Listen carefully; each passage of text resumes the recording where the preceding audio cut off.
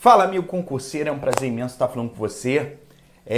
Sou Leonardo Favarin, nós vamos trabalhar aqui a partir da Lei de Gerges, né? A Lei 6.956, perfeito? Na verdade, eu estou regravando essa lei, porque a gente soube, né? Óbvio, da atualização e a partir da atualização, né? Do novo edital, perfeito? Depois daquele tempo todo, né? A gente com o edital suspenso, aí veio o edital número 4, que trata da retificação e alterações, né?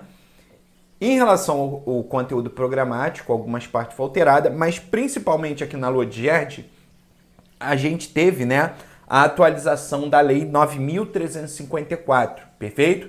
Que alterou o artigo 4º, beleza? Então a gente vai falar aqui tudo atualizado. Eu estou gravando isso para vocês porque, primeiro, que em vários momentos eu posso falar do Tribunal Pleno, né, e falar lá da quantidade de desembargadores, e na verdade não é mais a quantidade correta, né? Então a gente tem que atualizar isso, perfeito?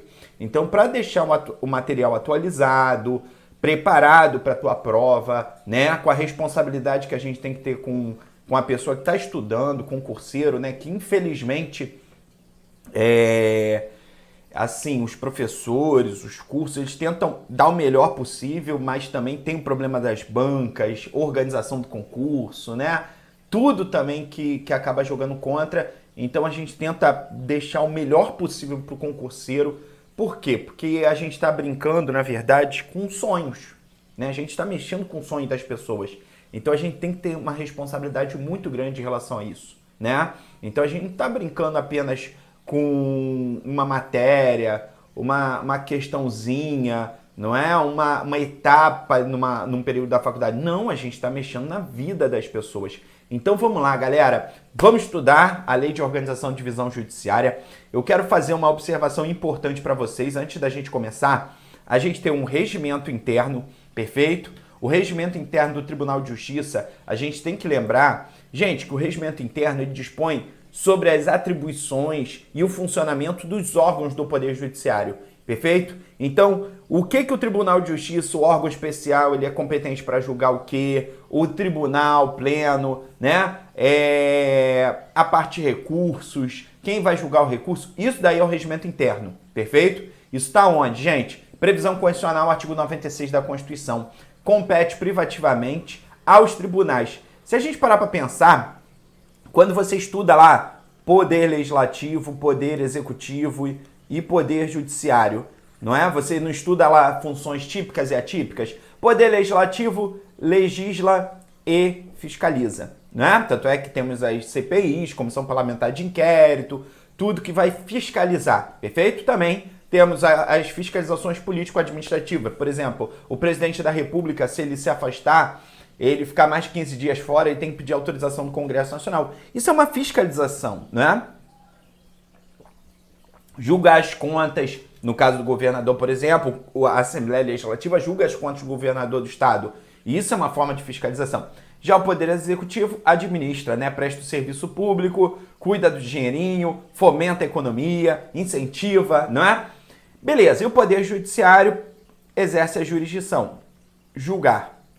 Só que o Poder Judiciário, agora eu quero entrar nessa parte aqui, que o Poder Judiciário também exerce funções atípicas. E uma administrativa. Então, por exemplo, o concurso público do Tribunal de Justiça, ele está aberto, por quê? Porque o Poder Judiciário ele tem a competência administrativa. Essa função atípica, ela decorre exatamente do artigo 2º da Constituição, porque os poderes são harmônicos entre si, mas eles também são independentes. E para ter essa independência, eles precisam ter funções atípicas. Senão, o Poder Executivo queria abrir o concurso do Poder Judiciário, não é? E isso não tem cabimento, né? Então, para a gente falar que ele é independente, ele tem que exercer essas funções atípicas.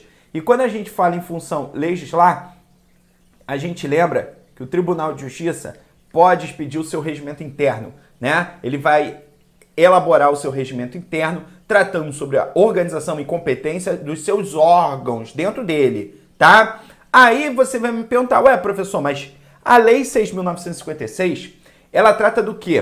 Primeiro, ela regula a divisão judiciária, tá? Então ela trata da organização e divisão judiciária. Então a gente vai ver regiões judiciárias, as comarcas, né? As entrâncias, perfeito? Tudo isso daí é a divisão judiciária, tá? Bem como as normas gerais sobre administração, normas gerais de administração e funcionamento do Poder Judiciário. Aí, normas gerais de administração e funcionamento. E seus serviços auxiliares. Então, a LODIGERJ, gente, que é a Lei de Organização e Divisão Judiciária do Estado do Rio de Janeiro, ela vem tratando exatamente sobre essa parte. Primeiro, organização e divisão do Poder Judiciário. Também ela trata das normas gerais sobre a administração e funcionamento, tanto do Poder Judiciário, quando a gente fala dos órgãos, e também dos serviços, o que é? Auxiliares, perfeito? Das serventias. Tranquilo, gente? Beleza? Por que ela é uma lei ordinária? Primeiro, ela é uma lei ordinária porque, para qualquer alteração dessa norma geral, né, decorre de um processo legislativo, tá? Então é como se falasse assim, por exemplo, a alteração do artigo 4º, que aumentou de 180 para 190 desembargadores, né? Então ela alterou por meio de lei, perfeito? E aí temos o regimento interno. O regimento interno, gente, tem um problema, porque ele não foi alterado. Então tá lá, ó, no artigo 2º do regimento interno, ao Tribunal Pleno integrado por 180 desembargadores. Cuidado, gente. A gente vai ver que nos termos do artigo 4º... Cadê o artigo 4º? Caraca, tá longe. Aqui, ó. A gente vai ver que nos termos do artigo 4º foi alterado pela Lei 9.354, que colocou, ó, o Tribunal de Justiça com sede na capital e jurisdição em todo o território do Estado do Rio de Janeiro, né? Compõe-se de 190 desembargadores. Então, aumentaram mais 10 desembargadores. Perfeito? Cuidado com isso, pelo amor de Deus. Tá? Maravilha? Beleza, galera? Vamos lá, então. Vamos falar aqui, né? A primeira coisa que a gente está falando que o Poder Judiciário tem a sua autonomia em legislar e elaborar o regimento interno e as normas gerais sobre administração e funcionamento, ele definiu por meio de quê? De lei. Lei 6.956. Né? E aí fala assim, ó, o Poder Judiciário do Estado do Rio de Janeiro exerce com independência a função jurisdicional, não é? Mas ele também tem autonomia administrativa e autonomia financeira, né? Quando a gente fala em autonomia administrativa, significa dizer o quê? Que ele tem competência para prestar os seus serviços públicos, abrir um processo licitatório, abrir um concurso público, remuneração de seus servidores, não é? Beleza, então. Tranquilo? Autonomia administrativa e financeira, né? Todas as decisões judiciais, aqui é o princípio da publicidade, né, gente? Isso daqui você tá craque nisso, né? Todas as decisões judiciais e administrativas dos órgãos do Poder Judiciário do Estado do Rio de Janeiro serão motivadas e os julgamentos públicos. Primeiro, gente, vamos pegar isso daqui, ó. Serão motivadas, perfeito? Deixa eu pegar uma... Aqui, ó. Motivadas. Gente, vamos entender aqui. Primeiro, as decisões, né, sejam elas administrativas, sejam elas judiciais. Vamos entender aqui. O que é uma decisão administrativa num processo? Por exemplo, o magistrado, ele pode ser removido? Em regra, não. Salvo motivo de interesse público. Então, para eu remover ele, né, tem que seguir todo o procedimento de ampla defesa, tudo, né? Beleza. E aí eu vou motivar o porquê eu estou removendo esse magistrado. E aí vem, motivar é o quê? É as decisões... É a decisão de fato e de direito no caso concreto. Isso daqui, gente, se você parar para pensar, isso daqui, né, já é clássico, perfeito? As decisões de fato e de direito no caso concreto. Então, olha só... Tanto as decisões judiciais quanto as decisões, o que é? Administrativas. Se você parar para pensar, decisões judiciais, as sentenças, né? As decisões é uma decisão interlocutória, uma sentença, tem que motivar. Por quê, gente? Para pensar. O que eu estou ofendendo se eu não motivar? Se eu concedi isso, se num PAD, por exemplo, num processo administrativo disciplinar, eu apliquei a pena de repreensão para o servidor, mas eu não motivei. Eu só apliquei a pena. Eu tiro a possibilidade do que da pessoa? De recurso. Ela vai recorrer sobre o quê, gente? Não é? Isso daqui ofende a ampla defesa se eu não motivar. Então, a decisão de fato e de direito, num caso concreto. Decisão de fato, o que ele fez e o que atingiu, qual foi o amparo legal. Perfeito? Decisão de fato e de direito. Perfeito? E a gente tem. E os julgamentos públicos. Os julgamentos serão públicos. E aí eu quero botar aqui para vocês, gente. Artigo 5º, bota aí, ó.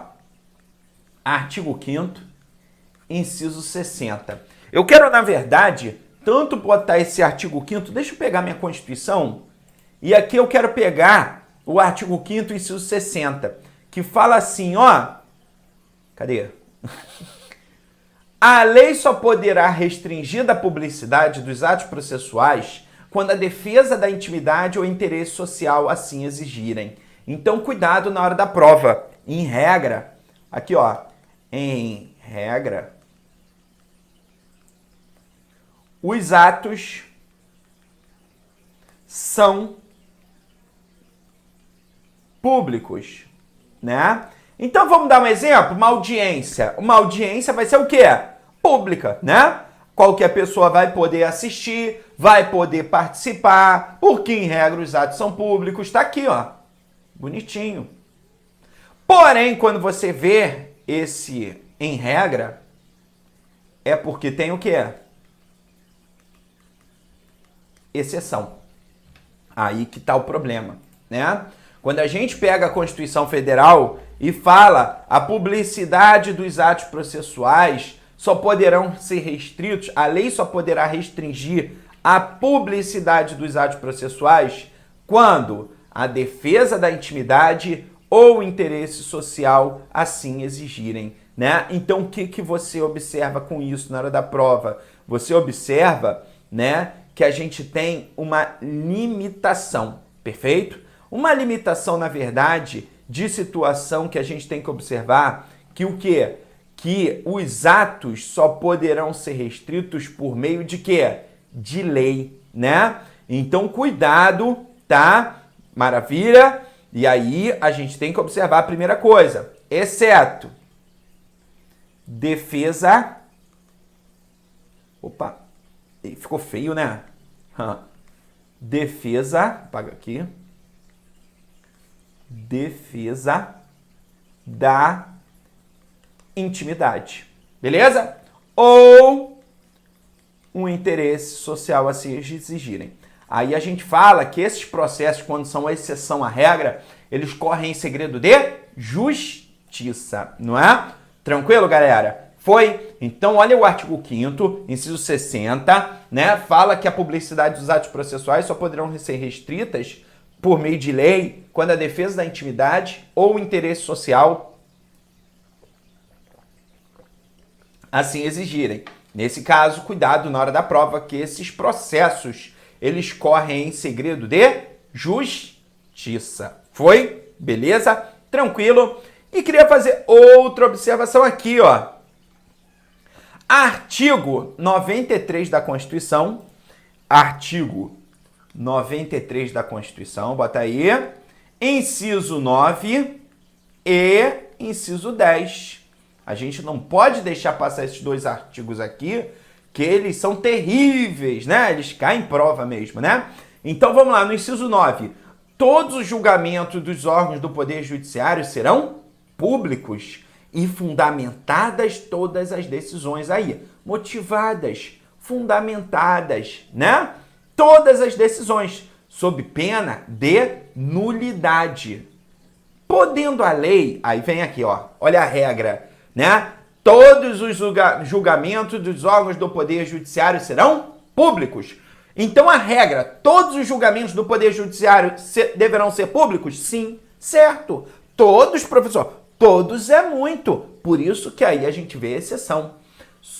Podendo a lei limitar a presença em determinados atos às próprias partes e a seus advogados, ou somente a estes. Caraca, então na audiência que é minha, eu não vou entrar? Não, somente seu advogado. Caramba, porque aqui nesse caso a defesa da intimidade vai exigir, né? Somente a estes, em casos nos quais a preservação do direito à intimidade do interessado no sigilo não prejudique o interesse público à informação. Perfeito? Então, a Constituição, no artigo 93, inciso 9, ele só vem exatamente firmar o que está no artigo 5º, inciso 60. E o inciso 10, as decisões administrativas dos tribunais serão motivadas em sessões públicas, sendo as disciplinares tomadas pela maioria absoluta de seus membros. Então, cuidado, sendo as disciplinares. Então, as penas disciplinares, onde temos sessões administrativas de processo administrativo disciplinar, tem que ser 1. Motivada, 2. Em sessão pública, 3. Maioria absoluta dos seus membros. Foi? Tranquilo, galera? Maravilha? Dúvida? Dívida? Paga agora ou se cale-se para sempre, né? Vamos lá, vamos para uma questão, duas questões aqui, ó. Conforme expressamente dispõe a Constituição Federal, a lei só poderá restringir a publicidade dos atos processuais quando, gente, a defesa da intimidade ou o interesse social assim exigirem, gabarito é letra A. Ó, trata-se de direitos políticos indisponíveis, cortou. O processo judicial trata de direitos difusos e coletivos. A defesa do Estado e a intimidade da sociedade o exigirem, não. Envolver interesse público do Estado e da sociedade também não. Beleza? Tranquilo? Então, cuidado com isso, né? Atos processuais. Perfeito?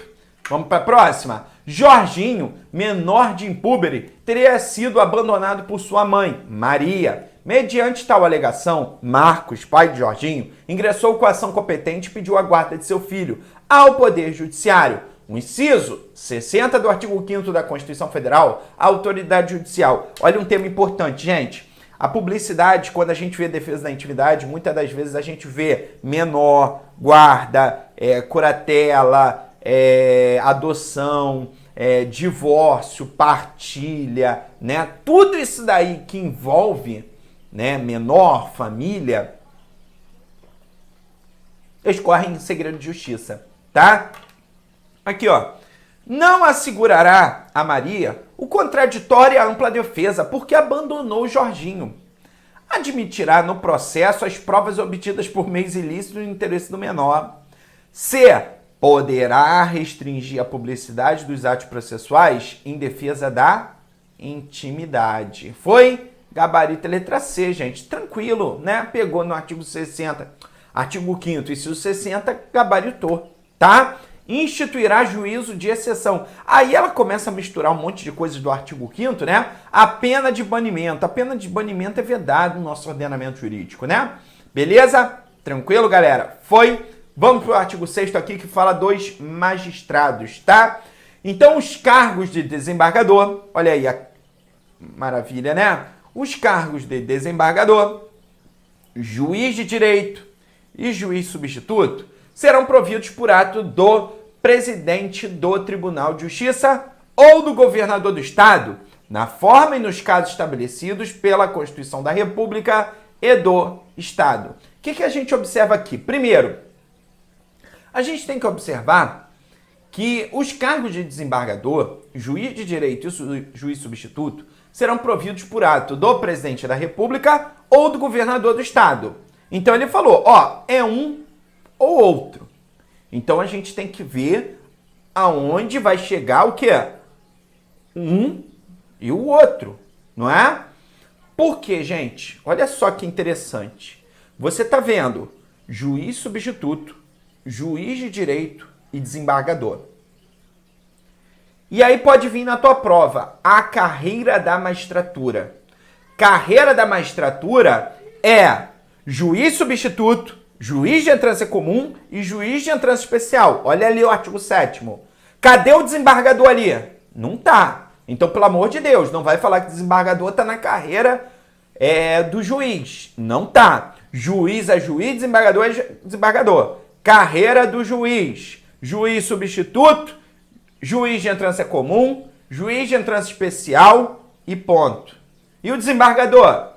Não é mais da carreira, tá? Por isso, cuidado com isso na hora da prova, beleza? Então, vamos falar. Na verdade, desembargador já é cargo isolado, ministro do STJ é cargo isolado, ministro do STF é cargo isolado, tá? Então, vamos lá. Primeiro. E aí, pensa aqui, ó. Aqui. Juiz substituto. Ele começou aqui, né? Ele fez concurso pra cá, gente. Olha aqui que maravilha. Ele fez concurso pra cá. Esse daqui, juiz substituto, é aquele que ingressa na carreira, né, por meio de concurso público, de provas e títulos, perfeito? Então, aquele que ingressa por concurso público por meio de provas e títulos, ele entra como juiz substituto. Ele entra ganhando pouco, né, coitado? Quentinha, guaravita, né? E tem que trabalhar muito, perfeito? E aí, porque ele está em substituição aos outros juízes. O outro tirou férias lá, chama o juiz substituto, né? Tirou uma licença, um afastamento, chama o juiz substituto. Ele vai tampando ali os buracos ainda. Ele está começando agora, tal. E aí, essa carreira da magistratura, juiz substituto, juiz de entrância comum e juiz de entrância especial. Não confunda entrância com instância, pelo amor de Deus. Instância é os níveis do Poder Judiciário, tá? Primeira instância, segunda instância, instância superior, Supremo Tribunal Federal, instância máxima, tá? Então, cuidado na hora da prova. A gente fala entrância, porque são divididas as entrâncias pelo nível de complexidade, quantidade processual. E aí, o Tribunal de Justiça, antigamente eram 3 entrâncias, e eles mudaram e colocaram só 2. Ou é comum ou especial. Então, o juiz começa como substituto, entrância comum, entrância especial. Ué, professor, mas lá tá falando que ele pode ser também provido a desembargador. Perfeito. Aqui ele já vai entrar pelo 5º constitucional. Perfeito? Então vamos lá. Artigo 157. 1/5 dos lugares dos tribunais dos estados será composto por membros do Ministério Público com mais de 10 anos de carreira e de advogados de notável saber jurídico e de reputação ilibada, com mais de 10 anos de efetiva atividade profissional, indicados em lista sêxtupla pelos órgãos de representação das respectivas classes. Então a gente tem que observar aqui. Primeiro, o que vocês têm que entender na hora da prova? Vocês têm que entender, gente. Deixa eu ver se eu fiz aqui. Não, não fiz. Deixa eu fazer. Bota aqui, ó. Pá! Então o que a gente pega? Agora a gente vai falar de 190 desembargadores. Perfeito? 190 desembargadores. Maravilha? E aí, o que é a Constituição? No caso, eu peguei aqui, acho que é a Constituição do Estado do Rio de Janeiro. A Constituição do Estado do Rio de Janeiro, ela fala exatamente sobre esse tema do 5º Constitucional. Também a Constituição Federal vai falar. E aí, os 190, a gente vai dividir, né, fazendo um 5º Constitucional. Perfeito? Então, quando a gente divide, perfeito, pelo 5º Constitucional, vão dar 38. Não é isso? 38? 190 dividido por 5? 38, né? Então, eu tenho aqui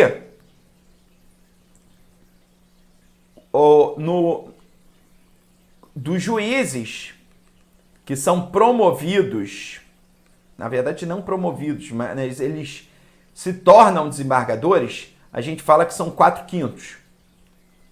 E o 5º Constitucional, que é 1/5, né? Vai vir de quem? Do membro do Ministério Público do Estado do Rio de Janeiro e também da OAB do Estado do Rio de Janeiro.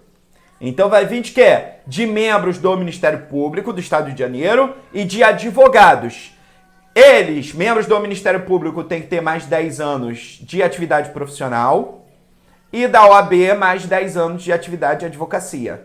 Né, que tem que comprovar, acho que é 5 atos por ano, né, para comprovar 1 ano no exercício da advocacia. Perfeito? Então,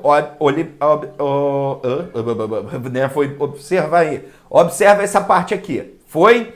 Tranquilo? Então vamos para o artigo 94 da Constituição? Vamos para o artigo 94 da Constituição. Vou ler aqui. 1/5 dos lugares dos tribunais regionais federais, dos tribunais dos estados e do DF, dos territórios, será composto de membros do Ministério Público com mais de 10 anos de carreira e de advogados de notável saber jurídico de reputação ilibada, com mais de 10 anos de efetiva atividade profissional, indicados em lista sêxtupla pelos órgãos de representação das respectivas classes. Então vamos observar aqui. O membro do Ministério Público do Rio de Janeiro, né, vai ser a escolha aqui. Pá e pá. Perfeito? Então, vamos pensar aqui. São quantos? 38, né? Dividido por 2, 19 para cada um. Aí, que maravilha. 19 membros do Ministério Público, 19 da OAB. Perfeito? Que é o 5º constitucional. Tá? Segundo o Supremo Tribunal Federal, se isso desse um número para baixo, tem que aumentar, tá? Tem que elevar para chegar exatamente no número estipulado para chegar a 1/5, tá? Então, olha aqui que ponto. Primeiro, o Ministério Público do Estado do Rio de Janeiro vai fazer uma lista sêxtupla. O que é isso, uma lista sêxtupla? Uma lista de 6 nomes, perfeito? Então, cuidado com isso na hora da prova. Uma lista de 6 nomes. O que eu quero dizer? Que essa lista sêxtupla vai ser definida pelo Ministério Público ou pela OAB, né? Recebidas as indicações, o Tribunal de Justiça formará uma lista tríplice, enviando-a ao governador, que nos 20 dias subsequentes escolherá os seus integrantes para nomeação. Isso está onde, gente? Na minha cabeça? Não, no artigo 157 da Constituição do Estado do Rio de Janeiro, tá? Então, olha aqui, artigo 157 da Constituição do Estado do Rio de Janeiro. Vou pegar a Constituição Federal para a gente ver o artigo 94 dela, perfeito? O artigo 94 dela fala parágrafo único. Recebidas as indicações, o tribunal formará uma lista tríplice, enviando-a ao Poder Executivo. Poder Executivo do Estado de Janeiro, governador, que nos 20 dias subsequentes escolherá um dos seus integrantes para a nomeação. Então, olha aqui que observação boa. Lista sêxtupla. Envia para onde? O Tribunal de Justiça do Estado do Rio de Janeiro. O Estado do Rio de Janeiro, ele vai, então, dessa lista sêxtupla, formar uma lista tríplice. Perfeito? Vai formar uma lista tríplice. E aí, enviar para quem? Para o governador do Estado do Rio de Janeiro. O governador do Estado do Rio de Janeiro vai, nos 20 dias subsequentes, escolher o quê? Os seus integrantes para nomeação, né? Um dos seus integrantes dessa lista tríplice, escolher um para fazer a indicação para nomeação. Perfeito? Para nomeação. Então, o governador do Estado, ele vai fazer o quê? A nomeação. Perfeito? Cuidado com isso na hora da prova. Olha aqui que ponto importante. Deixa eu apagar isso aqui. Tirou o print? Não. Então depois volta o vídeo. Aqui, ó. Olha só. Nomeação. Cuidado com isso. A nomeação do desembargador é feita pelo governador do Estado do Rio de Janeiro. Tá?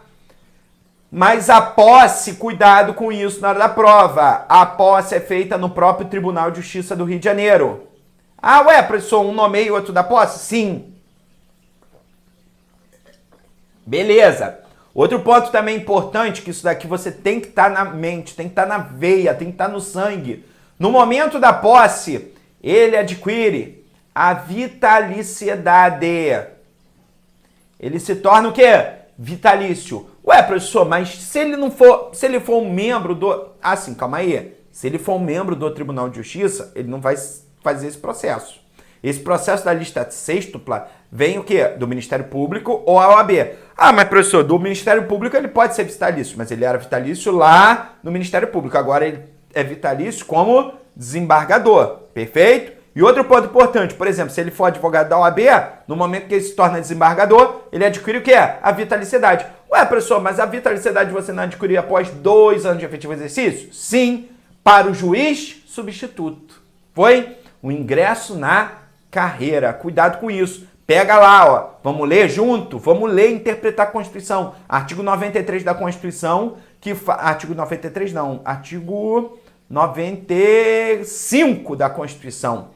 Artigo 95 trata das garantias. Inciso 1, vitaliciedade, que no primeiro grau só será adquirida após 2 anos de exercício, dependendo a perda do cargo, nesse período, de deliberação do tribunal, né, do qual o juiz estiver vinculado, e nos demais cargos de sentença judicial transitado em julgado. Foi? Então, só será adquirida no primeiro grau após 2 anos de efetivo exercício. Ele está no primeiro grau? Não. Ele está na segunda instância, segundo grau. Foi? Então, ele já adquiriu a vitaliciedade no momento da posse. Foi? Algumas bancas, inclusive o CESP, ele joga lá. Ele vai ser vitalício no momento da nomeação. Não, ele tem que tomar posse primeiro. Foi, galera? Beleza? Então, fechando essa primeira parte, agradeço aí a você que está me assistindo.